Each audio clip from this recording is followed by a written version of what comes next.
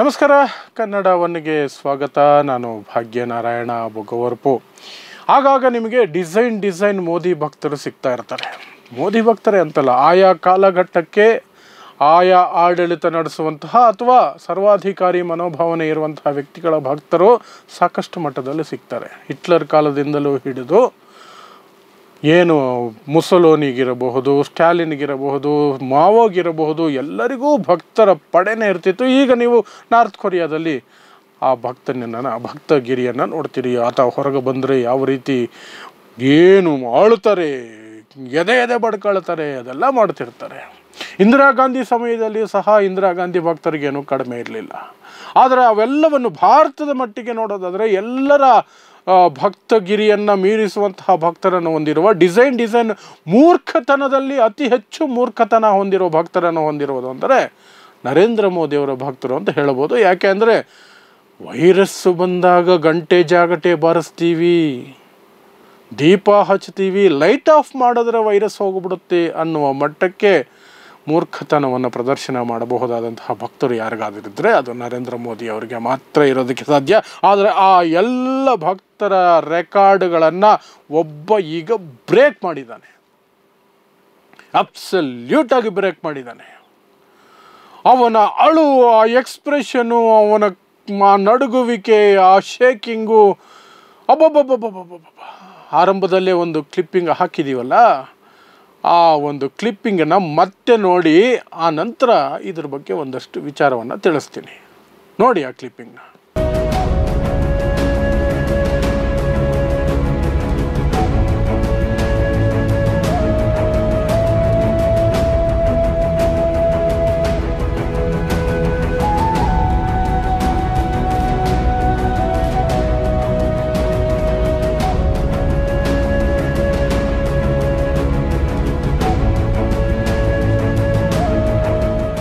ನೋಡಿದ್ರಲ್ಲ, ಒಬ್ಬ ಯುವಕ ತನ್ನ ಮೇಲೆ ತನಗೆ ಹತೋಟಿ ಇಲ್ಲದ ರೀತಿಯಲ್ಲಿ ಕಣ್ಣೀರು ಹಾಕ್ತಾನೆ, ಬಿಕ್ಕಳಿಸಿ ಅಳ್ತಾನೆ, ನಡುಗ್ತಾ ಇದ್ದಾನೆ. ಅಯ್ಯೋ, ಅದನ್ನು ನೋಡಿದ್ರೆ ಯಾವ ಬೇಡರ ಕಣ್ಣಪ್ಪನೂ ನಿಲ್ಲೋದಿಲ್ಲ, ಭಕ್ತ ಕುಂಬಾರನೂ ನಿಲ್ಲೋದಿಲ್ಲ ಅನ್ನೋ ಮಟ್ಟಕ್ಕೆ ಆ ವಿಡಿಯೋವನ್ನು ನೋಡಲಾಗಿದೆ. ನಿಮಗೆಲ್ಲ ನೆನಪಿದ್ರೆ 1-2 ವರ್ಷಗಳ ಹಿಂದೆ ಒಂದು BJP ಪ್ರಾಯೋಜಿತವಾದಂತಹ ಒಂದು ವಿಡಿಯೋ ತುಣುಕು ಬಂದಿತ್ತು. ಚುನಾವಣೆಗೂ ಮೊದಲು, ಲೋಕಸಭಾ ಚುನಾವಣೆಗೂ ಮೊದಲು ಯುದ್ಧ ನಿಲ್ಲಿಸಿ ನಮ್ಮನ್ನು ಕಾಪಾಡಿದ್ರು ಮೋದಿ ಅಂತ ಒಂದು ಹೆಣ್ಣು ಮಗು ಅಳುವಂತಹದ್ದು, ವಾರಕ್ವಾದಿಯಪ್ಪ ಅಂತ ಅಳುವಂತಹ ಒಂದು ವಿಡಿಯೋ. ಅದನ್ನು ಮೀರಿಸುವಂತಹ ಈ ಯುವಕನ ಏನಿದೆಯಲ್ಲ, ಇದನ್ನು BJP ಪ್ರಾಯೋಜಿತ ನಾಟಕ ಅಂತ ಕರಿಬೇಕಾ, ಹುಡುಗನ ನಾಟಕ ಅಂತ ಕರಿಬೇಕಾ, ₹2 ಭಕ್ತರ ನಾಟಕ ಅಂತ ಕರಿಬೇಕಾ, ಹುಚ್ಚುತನ ಅಂತ ಕರಿಬೇಕಾ ಗೊತ್ತಿಲ್ಲ. ಅದನ್ನು ನೀವೇ ಡಿಸೈಡ್ ಮಾಡಿ. ಆದರೆ ಇದು ಆಗಿದ್ದು ಗುಜರಾತ್ನ ಸೂರತ್ಗೆ ನರೇಂದ್ರ ಮೋದಿ ಅವರು ಹೋಗಿದ್ರು. ರೋಡ್ ಶೋ ಮುಗಿಸ್ಕೊಂಡು ಸ್ಟೇಜ್ ಹತ್ರ ಬರ್ತಿದ್ರು. ಆಗ ಈ ಯುವಕ ಕೈಯಲ್ಲಿ ಒಂದು ಪೋಸ್ಟರ್ ಹಿಡ್ಕೊಂಡಿರ್ತಾನೆ. ಆ ಪೋಸ್ಟರ್ ಯಾರ್ದಪ್ಪ ಅಂದರೆ ನರೇಂದ್ರ ಮೋದಿಯವರು ಪ್ಲಸ್ ನರೇಂದ್ರ ಮೋದಿಯವರ ತಾಯಿ ತೀರು ಹೋಗಿದಾರಲ್ಲ, ಹೀರಾಬೆನ್ ಮೋದಿ, ಅವರ ಇಬ್ಬರ ಫೋಟೋ ಇರುವಂತಹ ಪೋಸ್ಟರ್. ಆ ಪೋಸ್ಟರ್ನ ಹಿಡ್ಕೊಂಡು ಕೈ ನಡುಗಿಸ್ತಾನೆ, ಅಳ್ತಾನೆ, ಕಣ್ಣೀರು ಹಾಕ್ತಾನೆ, ಮೋದಿ ಕಡೆ ನೋಡ್ತಾನೆ. ಅದನ್ನು ಗಮನಿಸಿದ ಮೋದಿಯವರು ಆ ಪೋಸ್ಟರ್ ತೊಗೊಂಡು ಬನ್ನಿ ಅಂತ ಬಾಡಿಗಾರ್ಡ್ಗಳಿಗೆ ಹೇಳ್ತಾರೆ. ಅವರು ಹೋಗಿ ಪೋಸ್ಟರ್ ತೊಗೊಂಡು ಬರ್ತಾರೆ. ಆ ಪೋಸ್ಟರ್ ಮೇಲೆ ಸೈನ್ ಮಾಡ್ತಾರೆ ಮೋದಿಯವರು. ಆ ಪೋಸ್ಟರ್ ವಾಪಸ್ ಆ ಯುವಕನ ಹತ್ರ ಹೋಗುತ್ತೆ. ಅವನು ಸಂತೃಪ್ತನಾಗಿ ತನಗೆ ಸ್ವರ್ಗ ಪ್ರಾಪ್ತಿಯಾಯಿತು ಅನ್ನೋ ಮಟ್ಟಕ್ಕೆ, ಮುಕ್ತಿ ಪ್ರಾಪ್ತಿ ಆಯಿತು, ಮೋಕ್ಷ ಸಿಕ್ತು ಅನ್ನೋ ಮಟ್ಟಕ್ಕೆ ಖುಷಿಯಾಗಿ ಕೈ ಮುಗಿತಾನೆ. ಎಂತಹ ಸೀನ್ ಇದು.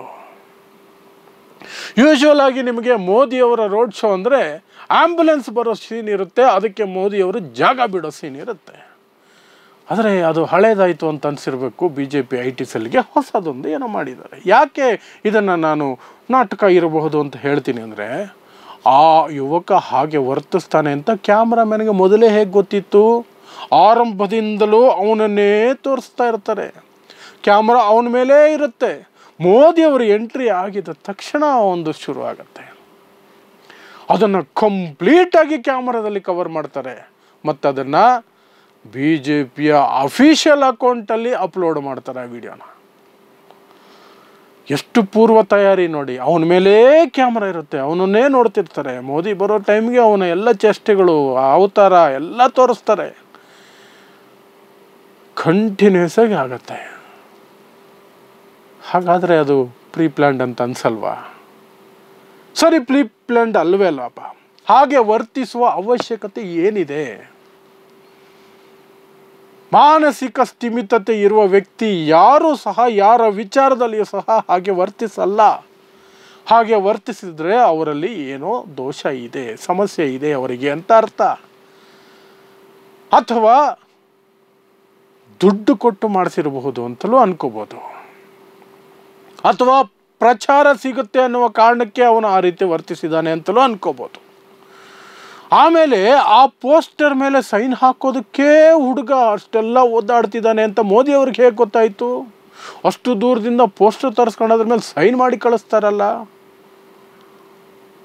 ಹೇಗೆ ಗೊತ್ತಾಯಿತು? ನನ್ನ ಸಿಗ್ನೇಚರ್ಗೋಸ್ಕರನೇ ಈ ಬಾಲಕ, ಈ ಹುಡುಗ, ಪಾಪ ಈ ಯುವಕ ಒದ್ದಾಡ್ತಿದ್ದಾನೆ, ನರಳುತ್ತಿದ್ದಾನೆ, ಕಣ್ಣೀರು ಹಾಕ್ತಿದ್ದಾನೆ ಅಂತ ನರೇಂದ್ರ ಮೋದಿ ಅವ್ರಿಗೆ ಹೇಗೆ ಗೊತ್ತಾಯಿತು? ತಮಿಳಲ್ಲಿ ಒಂದು ಕಾಮಿಡಿ ಇದೆ. ರಾಜಕಾರಣಿ ಬರೋ ಟೈಮ್ಗೆ ಜೈಕಾರ ಕೂಗೋದಕ್ಕೆ ಒಂದಷ್ಟು 100 ರೂಪಾಯಿ ದುಡ್ಡು ಕೊಟ್ಟು ನಿಲ್ಲಿಸಿರ್ತಾರೆ. ಎಲ್ಲರೂ ಜೈಕಾರ ಕೂಗ್ತಿರ್ತಾರೆ. ಒಬ್ಬ ಮಾತ್ರ MLAಗೆ ಜೈ ಅನ್ನೋದ್ರ ಮಾತ್ರ ಹೇಳ್ಕೊಟ್ಟಿರ್ತಾರೆ. ಆದರೆ ಒಬ್ಬ ಮಾತ್ರ ಮುಂದಿನ ಮುಖ್ಯಮಂತ್ರಿಗೆ ಜೈ, ಮುಂದಿನ ಪ್ರಧಾನಮಂತ್ರಿಗೆ ಜೈ, ಮುಂದಿನ ರಾಷ್ಟ್ರಪತಿಗೆ ಜೈ ಅಂತ ಕೂಗ್ತಿರ್ತಾನೆ. ಆಗ ದುಡ್ಡು ಕೊಟ್ಟವನೇ, ದುಡ್ಡು ಹಂಚಿರ್ತಾನಲ್ಲ ಕೂಗೋದಕ್ಕೆ, ಅವನೇ ಕಣ್ಣೀರು ಹಾಕ್ಬಿಡ್ತಾನೆ. ಒಬ್ಬೊಬ್ಬ ಕೊಟ್ಟ ದುಡ್ಡಿಗಿಂತ ಜಾಸ್ತಿ ಕೂಗ್ತಾ ಇದೆಯಲ್ಲೋ, ಮೆಚ್ಚಿದೆ ಕಣವ ನಿನ್ನ ಅಂತ ತಬ್ಕೊಂಡು ಹತ್ಬಿಡ್ತಾನೆ. ಅಂಥ ಸೀನ್ ನೆನಪಾಯ್ತು ನನಗಿದನ್ನು ನೋಡಿ. ಎಲ್ಲಿಗೆ ಹೋಗ್ತಾ ಇದ್ದೀವಿ, ಎಲ್ಲಿಗೆ ಕರ್ಕೊಂಡು ಹೋಗ್ತಿದ್ದೀವಿ? ಒಂದು ಕಡೆ ಕಂಗನಾ ರಾನೌತ್ ಕಡೆಯಿಂದ ಅಂತಹ ಮಾತುಗಳು, ಭಕ್ತಿಯ ಪರಾಕಾಷ್ಠೆಯನ್ನು ಮೀರುವ ಮಾತುಗಳು ಬರ್ತವೆ. ರಾಮ ಮಂದಿರದ ಟ್ರಸ್ಟ್ನಲ್ಲಿರುವ ವ್ಯಕ್ತಿನೇ ಯಾರೋ ಒಬ್ಬರು ಒಂದ್ಸಲ ಮಾತಾಡಿದ್ರು. ಅಯ್ಯೋ, ಯಾಕೆ ಹೇಳ್ತೀರಿ? ಆ ಚಂಪತ್ ರಾಯ್ ಅಂತ ದೇವರ ಅವತಾರ, ವಿಷ್ಣು ಅವತಾರ ಮೋದಿ ಅನ್ಬಿಡೋದ ರಾಮ ಮಂದಿರ ಟ್ರಸ್ಟಲ್ಲಿರೋ ವ್ಯಕ್ತಿ. ಆ ಹೇಳಿಕೆ ಕೊಟ್ಟ ಕೆಲವು ದಿನಗಳ ನಂತರ ರಾಮ ಮಂದಿರ ಟ್ರಸ್ಟಲ್ಲಿ ಹಣದ ದುರ್ಬಳಕೆ ಮಾಡ್ಕೊಂಡಿದ್ದಾರೆ ಆ ವ್ಯಕ್ತಿ ಅಂತ ಕೇಸ್ ಆಗಿತ್ತು. ಆರೋಪಗಳು ಕೇಳಿ ಬಂದಿತ್ತು. ಕೇಸ್ ಆಯಿತು ಅಲ್ವೋ ಗೊತ್ತಿಲ್ಲ, ಆರೋಪಗಳು ಕೇಳಿ ಬಂದಿತ್ತು. ದುಡ್ಡು ಲಪ್ಟಾಯಿಸಿ ಓಡ್ ಹೋಗಿದ್ದಾನೆ ಈ ವ್ಯಕ್ತಿ ಅಂತ. ಏನೆಲ್ಲ ಡ್ರಾಮಾಗಳು. ಜನ ಸಾಯ್ತಾ ಇದ್ದಾರೆ, ಉದ್ಯೋಗ ಇಲ್ಲ, ಹಣದುಬ್ಬರ, ಶೇರ್ ಮಾರ್ಕೆಟ್ ಕುಸಿತಾ ಇದೆ. ಬಡತನ ರೇಖೆಗಿಂತ 80 ಕೋಟಿ ಜನ ಕೆಳಗಡೆ ಇದ್ದಾರೆ ಅಂತ ಸರ್ಕಾರನೇ ಹೇಳ್ತಿದೆ. ನಾವು ಕೂಡ 5 kg ಅಕ್ಕಿಯಿಂದ ಜೀವ ಉಳಿಸ್ಕೊಳ್ತಿದ್ದಾರೆ 80 ಕೋಟಿ ಜನ ಅಂತ ನರೇಂದ್ರ ಮೋದಿ ಅವರೇ ಹೇಳ್ತಾರೆ. ಆದರೆ ಇಂಥದ್ದೆಲ್ಲ ಪಕ್ಕದಲ್ಲಿ ಸೈಡ್ ಎಫೆಕ್ಟ್ಗಳು ನಡೀತಾ ಇರ್ತವೆ. ಏನು ಮಾಡೋಕ್ಕಾಗದಿರೋ ಪರಿಸ್ಥಿತಿಯಲ್ಲಿ ಇದ್ದಂಗೆ ಫೀಲ್ ಆಗುತ್ತೆ ಇಂಥವುಗಳು ನೋಡಿದಾಗ. ಏನೋ ಒಟ್ಟಿನಲ್ಲಿ BJP ಅವರಿಗೆ ತೋರಿಸ್ಕೊಳ್ಳೋದಕ್ಕೆ ಒಂದು ಒಳ್ಳೆ ವಿಡಿಯೋ ಕ್ಲಿಪ್ಪಿಂಗ್ ಸಿಕ್ಕಿದೆ. ಅದಕ್ಕೆ ಮೊದಲೇ ಕ್ಯಾಮ್ರಾಮ್ಯಾನನ್ನು ಸೆಟ್ ಮಾಡಿ ಅವನ ಮೇಲೆ ಫೋಕಸ್ ಇಟ್ಟು ಅವನೆಲ್ಲ ಚೇಷ್ಟೆಗಳನ್ನು ಫುಲ್ ಕಂಪ್ಲೀಟಾಗಿ ಕವರ್ ಮಾಡಿ BJP IT ಸೆಲ್ನಲ್ಲಿ ಅಪ್ಲೋಡ್ ಮಾಡ್ಕೊಂಡಿದ್ದಾರೆ. ಖುಷಿ ಪಡ್ತಾ ಇದ್ದಾರೆ ಭಕ್ತರೆಲ್ಲ. ಖುಷಿ ಪಡಿ. ನೋಡ್ತಾ ಇರಿ ಸಮಾಜಕ್ಕಾಗಿ ಕನ್ನಡ 1 ನ್ಯೂಸ್. ನಮಸ್ಕಾರ.